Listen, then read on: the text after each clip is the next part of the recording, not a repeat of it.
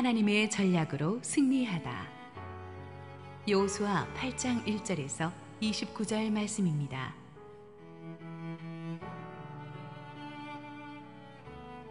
여호와께서 여호수아에게 이르시되 두려워하지 말라, 놀라지 말라. 군사를 다 거느리고 일어나 아이로 올라가라. 보라, 내가 아이 왕과 그의 백성과 그의 성읍과 그의 땅을 다 내 손에 넘겨주었으니 너는 여리고와 그 왕에게 행한 것 같이 아이와 그 왕에게 행하되 오직 거기서 탈취할 물건과 가축은 스스로 가지라. 너는 아이 성 뒤에 복병을 둘지니라 하시니 이에 여호수아가 일어나서 군사와 함께 아이로 올라가려 하여 용사 3만 명을 뽑아 밤에 보내며 그들에게 명령하여 이르되 너희는 성읍 뒤로 가서 성읍을 향하여 매복하되 그 성읍에서 너무 멀리 하지 말고 다 스스로 준비하라.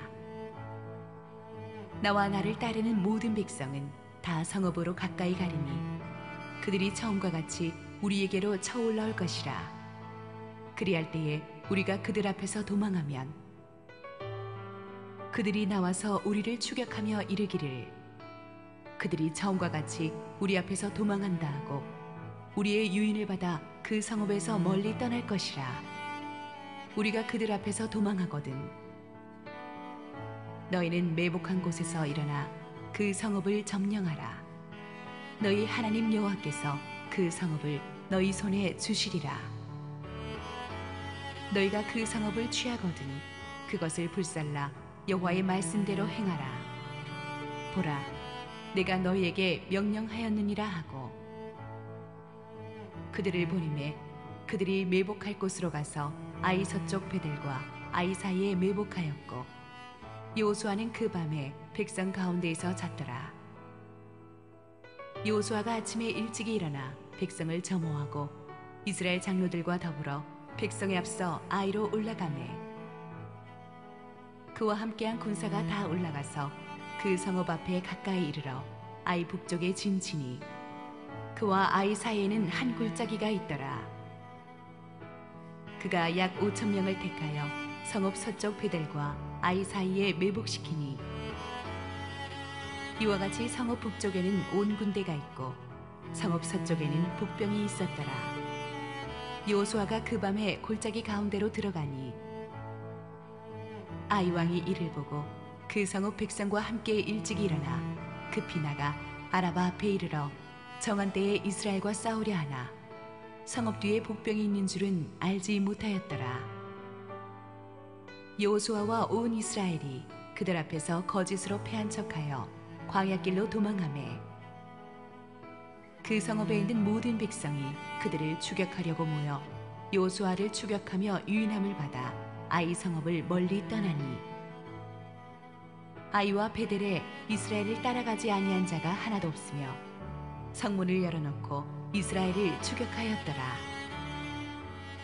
여호와께서 여호수아에게 이르시되 내 손에 잡은 단창을 들어 아이를 가리키라. 내가 이 성읍을 네 손에 넘겨주리라. 여호수아가 그의 손에 잡은 단창을 들어 그 성읍을 가리키니 그의 손을 드는 순간에 복병이 그들의 자리에서 급히 일어나 성읍으로 달려 들어가서 점령하고 곧 성읍에 불을 놓았더라. 아이 사람이 뒤를 돌아본즉 그 성읍에 연기가 하늘에 닿은 것이 보이니 이 길로도 저 길로도 도망할 수 없이 되었고 광야로 도망하던 이스라엘 백성은 그 추격하던 자에게로 돌아섰더라. 여호수아와 온 이스라엘이 그 복병이 성읍을 점령함과 성읍에 연기가 오름을 보고 다시 돌이켜 아이 사람들을 쳐 죽이고 복병도 성읍에서 나와 그들을 치매 그들이 이스라엘 중간에 든지라. 어떤 사람들은 이쪽에서 어떤 사람들은 저쪽에서 쳐 죽여서 한 사람도 남거나 도망하지 못하게 하였고 아이 왕을 사로잡아 여호수아 앞으로 끌어왔더라. 이스라엘이 자기들을 광야로 추격하던 모든 아이 주민을 들에서 죽이되 그들을 다 칼날에 엎드려지게 하여 진멸하기를 마치고 온 이스라엘이 아이로 돌아와서 칼날로 죽이매 그날에 엎드려진 아이 사람들은 남녀가 모두 12,000명이라. 아이 주민들을 진멸하여 바치기까지 여호수아가 단창을 잡아든 손을 거두지 아니하였고 오직 그 성읍의 가축과 노력한 것은 여호와께서 여호수아에게 명령하신 대로 이스라엘이 탈취하였더라.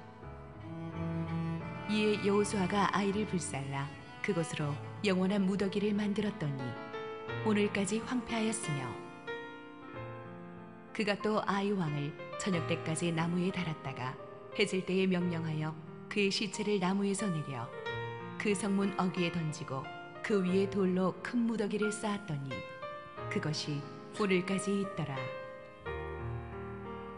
할렐루야. 우리 하나님께 감사와 영광의 박수를 올려드리겠습니다.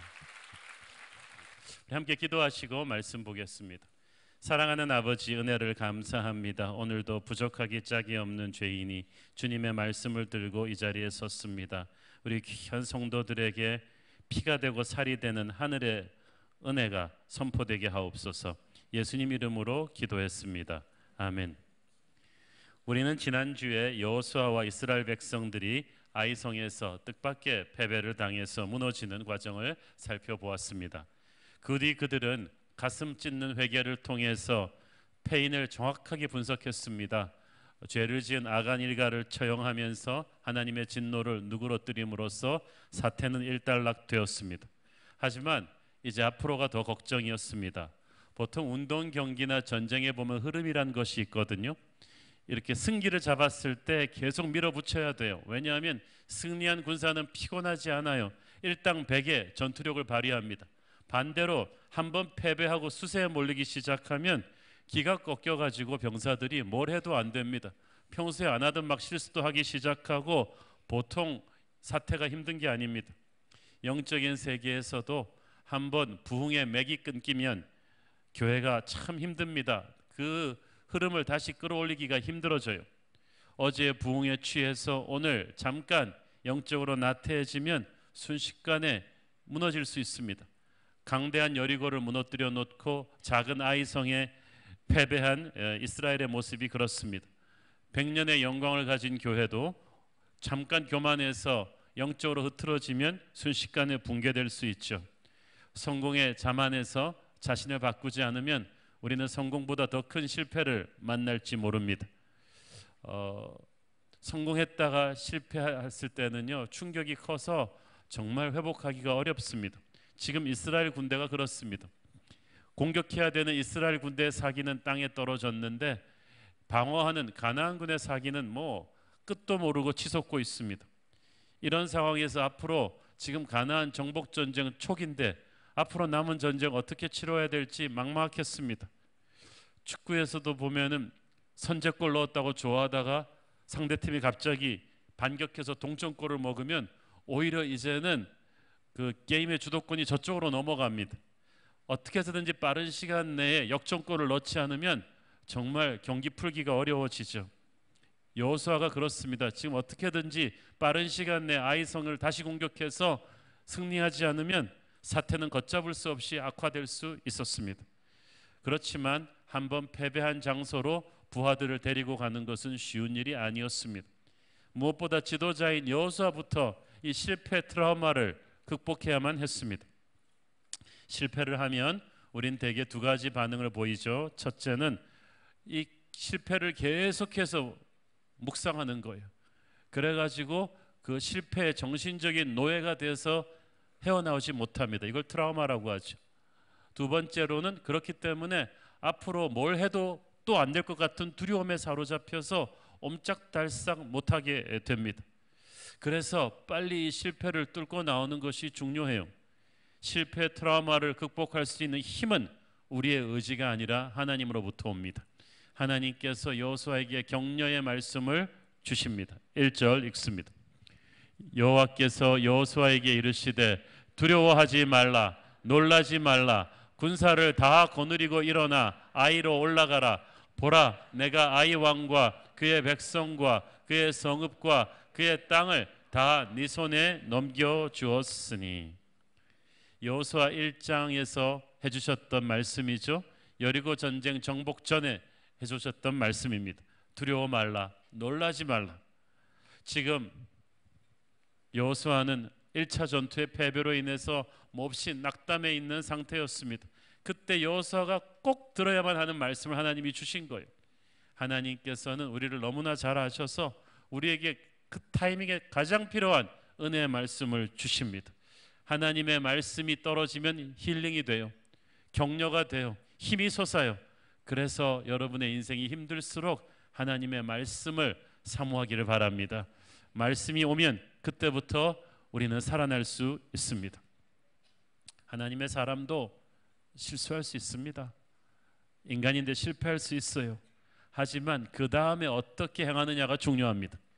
실패를 어떻게 해치고 나오는가가 과연 그 사람이 진짜 하나님의 사람인가 아닌가를 보여줍니다. 누가 일부러 지려고 전쟁하겠어요? 누가 일부러 망하려고 사업하겠어요? 다 최선을 다했는데 안 된 거죠. 아이성 전투도 그렇습니다. 여호수아 나름대로는 최선을 다했지만 잘해보려고 하다가 뜻밖의 패배했습니다. 물론 방심해서 내부의 죄를 보지 못한 잘못은 분명히 있었죠. 그렇지만 진짜 믿음의 사람은 회개하면서 그 잘못을 정확하게 해결을 합니다. 그래서 하나님은 그런 사람에게 말씀으로 격려를 주시고 다시 일으켜 주십니다. 하나님은 우리를 징계하시는 분이시지 우리를 버리시는 분이 아니십니다. 회개하고 일어나면 반드시 하늘로부터 두 번째 기회가 주어질 것입니다. 19세기 영국의 유명한 설교자 로버슨이 말했듯이 실수를 안 하는 사람이 좋은 리더가 아니라 자신이 저지른 실수를 멋있는 승리로 다시 만회하는 사람이 훌륭한 리더라고 했어요. 그러므로 이미 저지른 실패에 대해서는 잊어버리고 그 실패로부터 승리를 일궈낼 준비를 하라고 했습니다. 하나님께서 여호수아를 다시 일으키셔서 아이성으로 돌아가라고 하십니다. 하필이면 아이성으로 다시 돌아가라고 할 게 뭡니까? 여호수아는 할 수만 있다면 하나님께서 아이성으로 돌아가려고 하실 때 아이 그러면서 그냥 안 가고 싶었을 거예요. 왜냐하면 거기는 실패의 자리예요. 패배의 자리예요. 다시 시작하면 딴 데 가서 하고 싶지 아이성 가서 하고 싶지 않아요. 우리도 그렇지 않습니까? 그런데 하나님께서는 꼭 아이성으로 돌아가서 다시 공격하라고 하십니다. 너의 트라우마는 알겠는데 이제 하나님의 말씀을 의지해서 하나님의 전략으로 다시 해보라고 하십니다. 그러면 이길 것이다. 여러분 중에 지금 돌아가기 싫은 아이성이 있는 분이 있을 거예요. 그때 패배가 너무 쓰라렸기 때문에 다시 돌아가고 싶지 않을 정도로 아이성 말만 들어도 아이 말이 나오는 그런 곳이 있을 거예요. 그런데 하나님께서 그 자리로 돌아가서 다시 시작하라고 하십니다. 운전 전문가들 말을 들어보면 우리가 이렇게 교통사고 나서 큰 교통사고 나면 다시 운전하기가 싫대요. 그런데 일주일 내로 될 수 있는 대로 빨리 해야 된대 다시 운전을. 안 그러면 평생 운전대를 못 잡을 수도 있다는 거예요. 트라우마가 커가지고. 아이성의 패배는 쓰라렸지만 다시 아이성으로 가서 빨리 극복을 해야 돼요. 감리교의 창시자였던 요한 웨슬리는 우리가 알다시피 기독교 역사상 가장 위대한 순회 전도자였습니다. 그는 88세 평생을 영국 전역을 돌아다녔습니다. 지구를 12바퀴 반 도는 거리를 돌아다니면서 복음을 전해서 수백만의 사람에게 복음을 전해서 수십만이 주님께로 돌아오는 역사가 있었어요. 감리교단을 창설하고 수많은 젊은 목회자들을 길러냈던 믿음의 거인입니다. 그런데 그런 요한 웨슬리도 20대 젊은 목회자 시절에 목회적으로 참담한 실패를 겪은 적이 있다고 합니다. 신대륙 미국에 가서 목회를 했는데 젊은 열정과 미숙한 경험으로 밀어붙이다가 아주 그냥 목회를 실패하고 너무나 좌절감에 젖어서 대서양을 건너 돌아오는 배에 탔다고 합니다. 웨슬리는 자기가 목회를 그만둬야 되는 게 아닌가 할 정도로 좌절했었다고 합니다. 그런데 영국 런던으로 돌아와서 거기서 그는 피터 보일러라는 한 모라비안 목회자를 만나게 됩니다. 그것은 하나님의 섭리였습니다. 피터 보일러를 통해서 웨슬리가 성경 공부를 다시 시작하고 성령사에게 눈을 뜨고 기도의 중요성을 깨닫기 시작합니다. 그래서 웨슬리는 새로운 목회자로 거듭나게 되죠. 그리고 그때부터 수많은 사람들을 야외 전도 집회를 통해서 주님께 돌아오게 하는 유명한 영적인 거장이 되었다가 88세가 되어서야 천국으로 갑니다. 우리는 실패의 자리로 다시 돌아가기를 싫어하지만 만약 웨슬리가 20대 목회자 시절에 한번 목회에 실패했다고 해서 다시는 목회 안 하겠다고 도망쳤다면 어떻게 되었겠습니까? 자신뿐 아니라 기독교 역사에 엄청난 마이너스가 되었겠죠. 여러분, 여러분이 실패했던 자리로 돌아가야 되는 이유가 거기에 있습니다. 하나님께서는 여러분을 다시 일으켜서 여러분뿐만 아니라 하나님 나라 역사에 새로운 이정표를 만들기를 원하십니다. 여호수아를 아이성으로 다시 데려가신 하나님께서 여러분도 실패의 아이성으로 다시 데려가 주실 것입니다. 하나님이 다시 데려가 주시면 괜찮아요. 여러분을 거꾸로 뜨렸던 적 앞에 서서 말하세요. 나 다시 왔어. 그런데 하나님하고 같이 왔어. 이제 넌 죽었어. 이제 지금의 나는 옛날의 내가 아니야. 이제 나는 겸손히 하나님의 손을 붙잡고 다시 왔어. I'll be back이 아니라 I am back with God. 하나님과 다시 왔어. 하나님의 힘으로, 하나님의 전략으로 우리는 패배를 패배시킬 것입니다. 그렇게 패배를 승리로 바꾸어야 우리는 나머지 약속의 땅 전쟁을 계속해 나갈 수가 있어요. 오늘 여러분이 다시 돌아가서 정복해야 될 아이성이 있다면 더 이상 도망가지 말고 하나님과 함께 다시 돌아가기를 바랍니다. 이제부터 새로운 작전을 받습니다. 1절에 보니까 하나님께서 군사를 다 거느리고 올라가라고 했어요. Take the whole army with you. 처음에 이스라엘 정탐꾼들은 교만해가지고 3,000명만 데리고 가면 된다고 했는데 하나님께서는 두 번째 전투에서는 전군을 다 투입하라고 합니다. 전군이라 함은 이스라엘이 가진 60만, 70만 전병력을 다 투입한 거예요. 이 콩할 만한 성을, 주민이 12,000명밖에 안 되는 성을 공략하는데 60만 대군이 투입이 돼요. 이게 이해가 됩니까?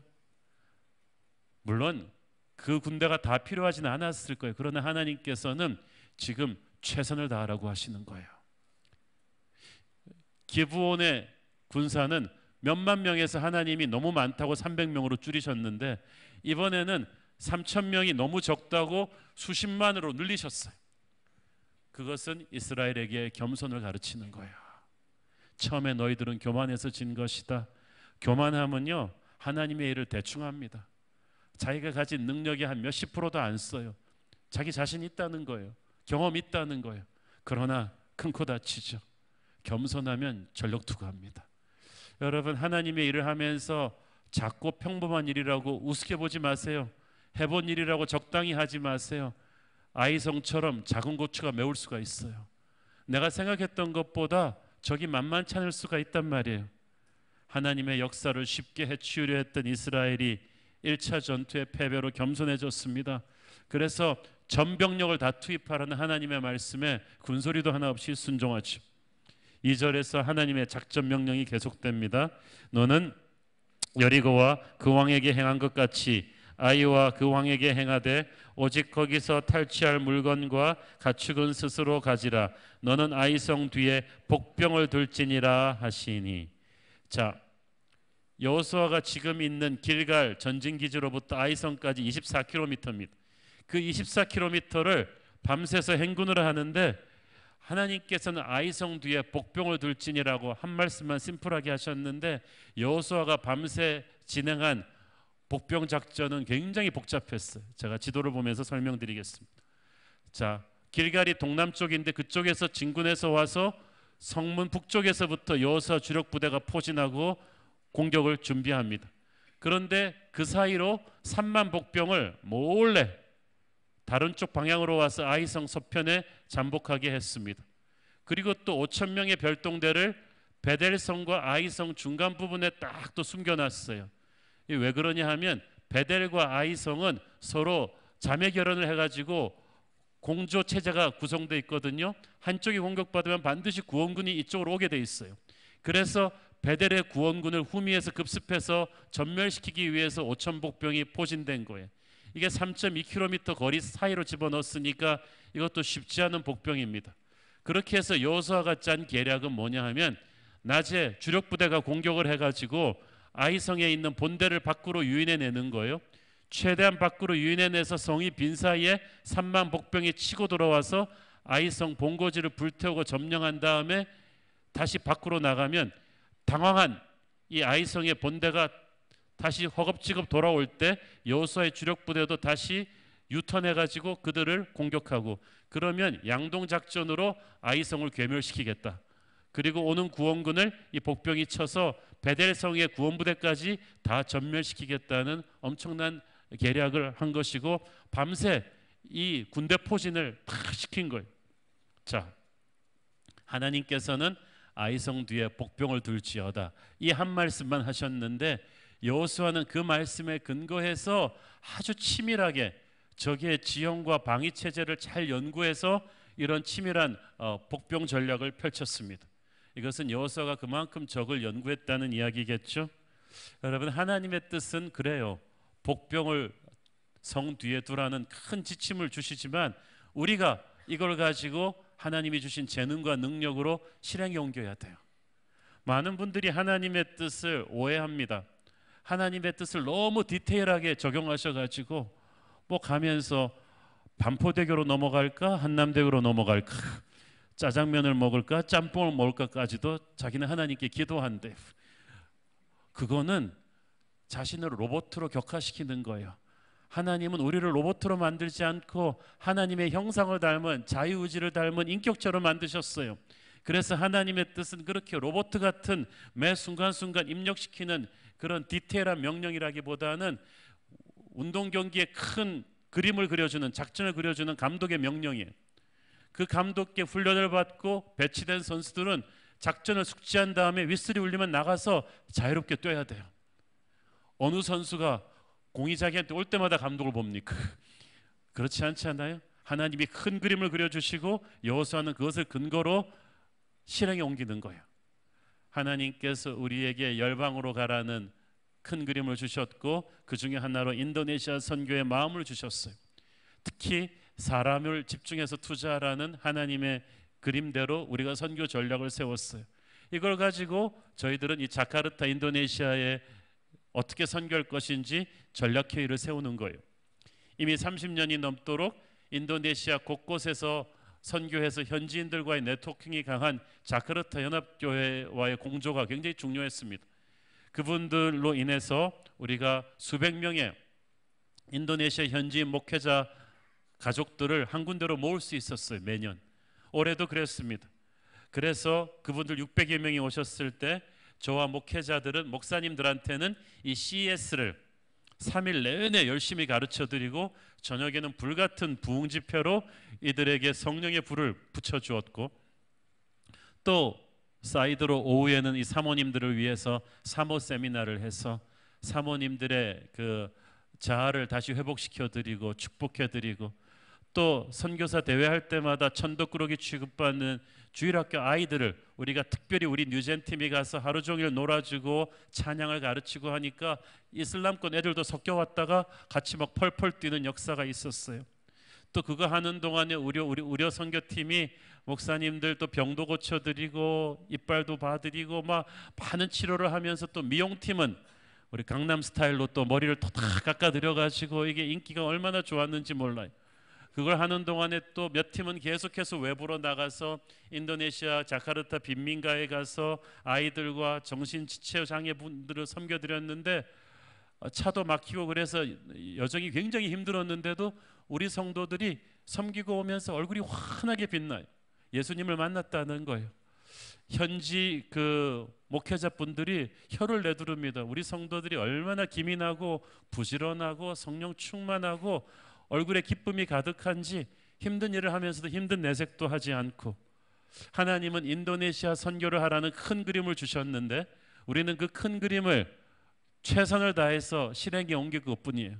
그랬더니 하나님께서 큰 영광을 받으셨습니다. 하나님께서 아이성 뒤에 복병을 두라, 승리를 줄 것이다, 이 말씀만 하셨는데 여호수아는 이것을 치밀하게 계획해서 집행했어요. 여기서 배우는 것은 승리를 선포한다고 해서 우리가 팔짱 끼고 놀아서는 안 된다는 거예요. 선포한 승리를 현실로 가져오기 위해서는 여호수아처럼 밤새 복병을 배치해야 돼요. 남이 안 보는 사이에 땀을 흘려서 준비를 해야 되는 거예요. 남들이 하나를 준비할 때 2개, 3개 스텝을 준비하는 자만이 하나님이 약속하신 승리를 가져올 수가 있는 것입니다. 이스라엘이 이토록 철저히 준비할 수 있었던 것은 첫 번째 전투의 패배를 거울 삼았기 때문이죠. 우리는 결코 실패로 끝내서는 안 됩니다. 가장 무서운 실패가 그거예요. 실패해서 아무것도 배우지 못하는 거죠. 실패할 때마다 하나님이 가르쳐 주시는 영적인 레슨이 있어요. 뼈에 새겨야 될 영적인 레슨이 있습니다. 그것을 제대로 배우면 우리는 다시는 실패하면서 참담한 패배의 눈물을 흘리지 않아도 될 것입니다. 아이성 전투에서 이스라엘은 정말 제대로 배웠습니다. 아침이 밝자 드디어 여호수아 군의 공세가 시작되었어요. 밤새 여호수아는 부지런히 매복 준비를 시키면서 병사들과 같이 잤습니다. 밤새 깨어서 준비한 자는 날이 밝아오면 눈부신 승리를 추수할 수 있을 것입니다. 멋진 서력전이 시작되죠. 10절 읽습니다. 여호수아가 아침에 일찍 일어나 백성을 점호하고 이스라엘 장로들과 더불어 백성에 앞서 아이로 올라가매. 여호수아와 장로들이 이번 전투는 최선봉에 섰습니다. 지난번 첫 번째 전투에서 36명의 전사자는 최선봉에 든 군사들이었어요. 그런데 이제 여호수아가 바로 그 자리에 섰어요. 일부러 그런 거예요. 이 전쟁에 지면 내가 먼저 죽겠다는 거죠. 그러니까 여호수아와 장로들이 최선봉에 딱 쓰니까 누가 뒤로 물러나겠어요. 비장한 각오를 하고 다 나가지 않았겠습니까? 여호수아의 군대가 아이성 정문을 공격합니다. 그랬더니 역시 아니나 다를까 아이성 왕이 성문을 열고 군대를 이끌고 밖으로 달려나왔어요. 병법상 절대로 하지 말아야 될 바보 같은 짓을 해버렸어. 왜냐하면 아무리 아마추어 병법가라도 수십만 대군이 밀려와서 공격할 때는요, 그리고 내가 지키고 있는 요새가 천혜의 산성일 때는 그냥 문 딱 걸어 잠그고 있는 것이 버티는 것이 최선인데, 갑자기 간이 배 밖으로 나오신 아이성 왕이 있는 병력 다 끌고 나가서 여호수아 군대와 전면전을 하겠다고 나섰어요. 왜? 첫 번째 전투에서 승리했기 때문이에요.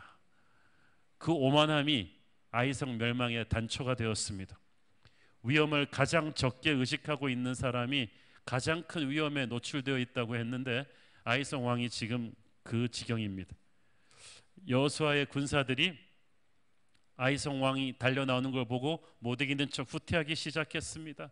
기고만장해진 아이성 왕은 야 도망간다, 다 나와, 다 나와. 그래가지고 성 안에 있는 모든 병력을 다 밖으로 내몰았어요. 베델성에 구원군이 오니까 구원군까지 다 내몰았어요. 엄청나게 추격하기 시작한 거. 이번에는 아마 이스라엘 군대의 뿌리를 뽑겠다는 그런 오만함이 있었던 것 같아요. 그리고 성을 그냥 텅 비워버렸어요. 치명적인 실수를 한 거죠. 아이와 베델의 군사들이 이스라엘 군대를 추격합니다. 여호수아는 전속력으로 퇴각을 해서 최대한 아이 군대를 성 밖으로 멀리까지 끌어낸 뒤였습니다. 바로 그때 하나님이 여호수아에게 말씀하셨습니다. 18절 이제 중요합니다. 여호와께서 여호수아에게 이르시되 내 손에 잡은 단창을 들어 아이를 가르키라. 내가 이 성읍을 네 손에 넘겨주리라. 여호수아가 그의 손에 잡은 단창을 들어 그 성읍을 가르키니. 하나님께서는 전쟁 전에도 말씀하시지만 전쟁 중에도 말씀하세요. 하나님께서 여호수아의 회개를 받으신 뒤에 아이성 전투에서는요 계속 말씀하세요. 1차 전투에서 패배할 때는 하나님의 말씀이 없었죠. 2차 전투는 달라요. 전투 시작하기 전부터 전투 중간에 계속 하나님이 말씀하세요. 여러분, 하나님이 계속 말씀하신다는 것은 우리와 하나님 관계에 막히는 게 없다는 거예요. 그러면 무슨 일을 만나든지 만사 형통입니다. 여호수아는 지금 계속 하나님의 음성을 듣고 있어요. 하나님의 음성이 떨어지는 그 순간이 전쟁의 향방을 가르는 터닝 포인트가 됩니다. 네 손에 잡은 단창을 들어. 이 단창은 창이라기보다는 짧은 칼이에요. 지휘도죠.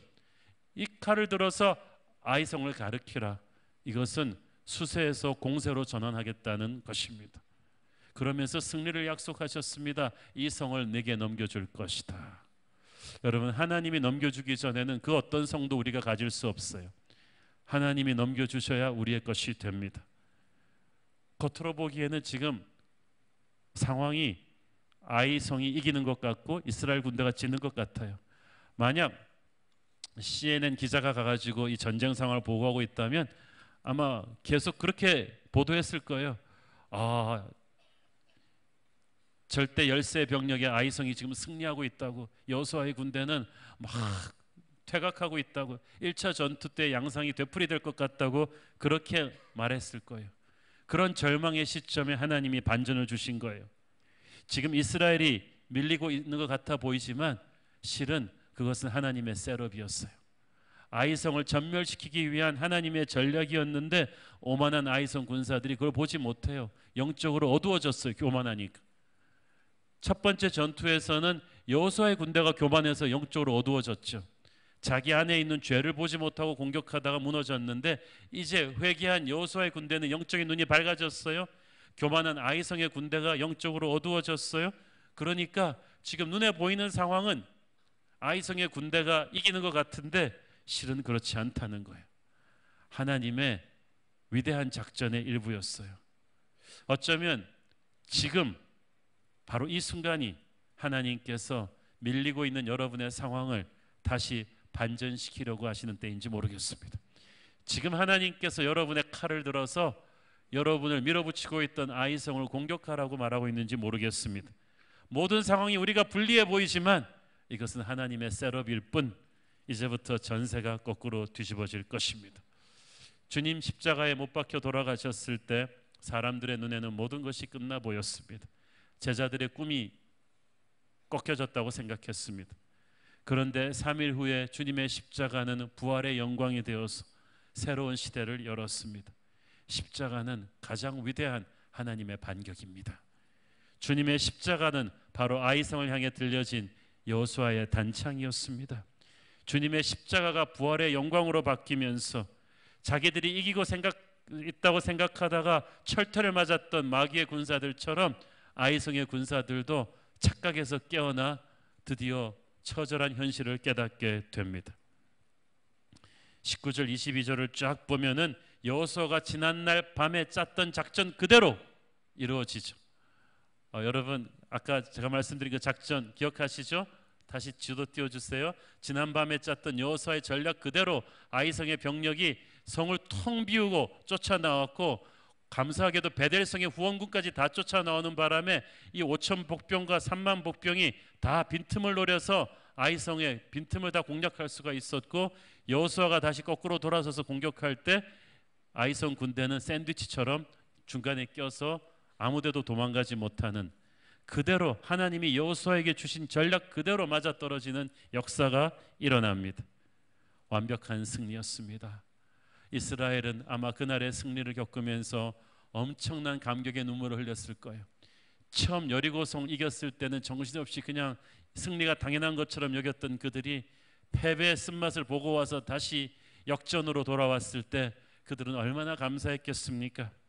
밤이 새도록 싸우면서도 그들은 피곤한 줄 몰랐습니다. 중요한 건 여호수아가 끝까지 전쟁터를 지키고 있었다는 것입니다. 26절 보십시오. 아이 주민들을 진멸하여 바치기까지 여호수아가 단창을 잡아든 손을 거두지 아니하였고. 이게 하나님의 장군이에요. 옛날에 모세가 아멜렉과 전투하는 이스라엘군 뒤에서 기도의 손을 내리지 않았듯이 여호수아는 전쟁터 한복판에서 물러서지 않았어요. 찬송가 가사에 너 가는 길을 다 가기까지 네 손에 든 검을 꽂지 말아라는 말이 있습니다. 하나님의 사람은 결코 미완성 상태로 어정쩡하게 전투를 끝내서는 안 돼요. 반쪽짜리 승리에 만족하지 말고 끝까지 자리를 지켜서 승리를 마무리하는 것이 중요합니다. 여호수아는 바로 그렇게 했어요. 제가 이번에 인도네시아 가서 우리 성도들이 사방에서 너무나 잘하는 것을 보면서 이 자리를 그래도 부족한 내가 계속 기도하면서 지키고 있는 것이 얼마나 중요한가. 그렇게 해서 완전히 승리가 우리 것이 될 때까지 이 모든 영적 전쟁의 현장에서 지도자가 같이 있는 것이 얼마나 중요한가를 느꼈습니다. 여호수아가 지금 그렇게 한 거예요. 그날 하루 종일 걸린 전쟁이 끝나고 아이성은 잿더미가 되었습니다. 아이성 왕을 처형하고 그 자리에 큰 돌무더기를 쌓았죠. 이것은 두고 아이성의 교훈을 이스라엘에게 각인시키기 위함이었습니다. 불순종과 교만으로 인한 실패가 어떤 것인지 기억해라. 그리고 회개와 순종으로 거둔 두 번째 승리가 얼마나 감사한 것인지를 기억해라. 앞으로 우리가 할 이 전투에서 하나님은 교만하고 불순종하면 넘어지게 할 것이고 겸손하고 순종하면 반드시 승리를 주실 것이다. 이것을 다 가슴에 새긴 거예요. 그 결과 그들은 앞으로 7년 동안의 정복전쟁에서 한 번도 지지 않습니다. 무적의 군대가 그때 탄생한 것입니다. 여러분, 아이성을 공략할 때 주신 전략하고 여리고를 무너뜨릴 때 주신 전략이 완전히 달라요. 여리고성은 일주일이나 대낮에 공공연하게 행군하는 것이었지만 아이성은 밤에 매복했다가 낮에 복병으로 싸웠어요. 여리고성은 전군을 여리고 앞에 집결시켰지만 아이성 때는 복병을 사방에 풀어서 다른 임무를 줘서 배치했습니다. 여리고에서는 하나님이 직접 성벽을 무너뜨렸지만 아이성 때는 그런 초자연적인 기적이 없었습니다. 모두 빠르고 아주 기민한 군사작전으로 붕괴시켰어요. 결론, 하나님은 승리를 주시지만 다른 방법으로 새로운 승리를 항상 우리에게 주신다. 아이성은 여리고성과 다른 방법으로 공격해야 한다. 그러므로 여리고성 앞에서도 기도하고 아이성 앞에서도 기도하면 각각 다른 작전을 받을 것이다. 여러분, 과거의 승리에 의존하지 마세요. 과거의 승리에 익숙해지지도 마세요. 이전 것은 지나갔으니 보라 새 것이 되었도다. 자꾸 우리가 매너리즘에 빠지고 과거의 승리에 도취되면은 힘들어져요. 우리는 항상 새로운 시대에 새로운 전략으로 나가야 돼요. 그래서 새로운 교회죠, 그렇죠?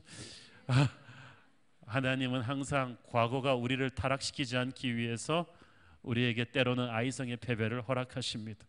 우리가 인간을 의지하지 말고 과거에 익숙했던 방법으로 의존하지 말고 날마다 새롭게 임하시는 하나님의 전략에 민감할 수 있도록, 이렇게 우리가 하나님의 새로운 전략에 열려있게 될 때는 대부분 우리가 의지하던 옛것이 완전히 망해버렸을 때입니다.